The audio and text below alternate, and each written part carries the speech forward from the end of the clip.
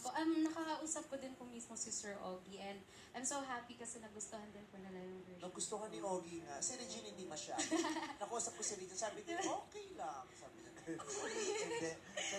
Pa-sample, kantahin mo naman yan. Yung pangarap? Okay, tagal ko nang naghihintay na sa akin ay maaalay ng pag-ibig na tunay at di magwawakas.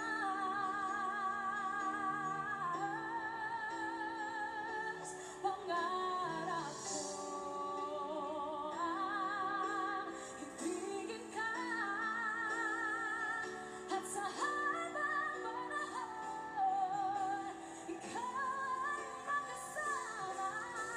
Ikaw na lang ang siyang kulang sa buhay kong ito.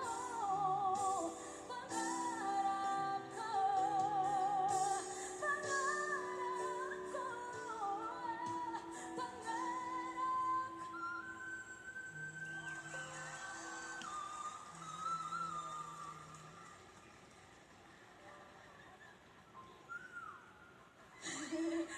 Ang ibig Pahuno na.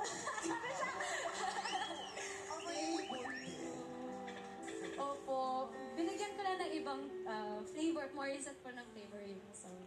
Galing nung whistle-whistle, no? Thank you po. Bibihira ang nakakagawa niyan bukod sa mga pulis at sa mga referee. Tingnan nga natin kung paano ka matcha-challenge. Can I request you to sing the song once again nang nakaupo naman? Okay. Okay, saan po tayo po? Ay, siyang upuan. Dito? Or? Ayan. Naiwan kasi nung nag-manicure, nag-pedicure sa akin kanina. Nung Nakulay pa po ng nails niyo. Ayan nga, yung nagkurkuro sa akin kanina, naiwan. Oh, tignan mo nga naman. Oh. Ang pedicure kasi sa akin kanina si Carla Estrada. Kay Carla kasi talaga ito. Grabe po. Oo, since magbatali ka na magkaibigan, iniwan niya muna. Ayan. Okay lang ba kung ganyan, sa ganyan ka upos? Kakanta mo yung pangarap ko, ibigin ka. Tayo ba ng chan ko yan? Sige. Wala ka namang tiyan? Ganun, okay.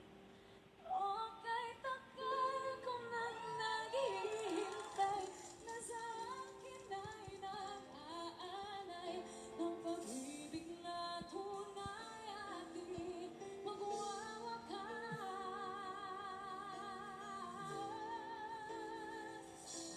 Pangarap ko ang ibigin ka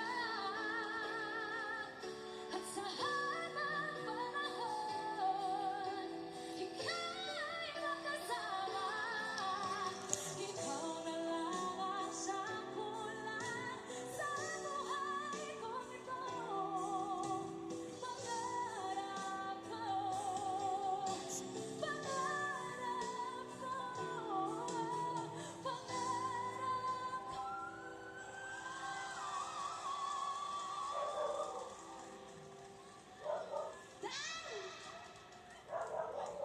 Ang ibigin ka.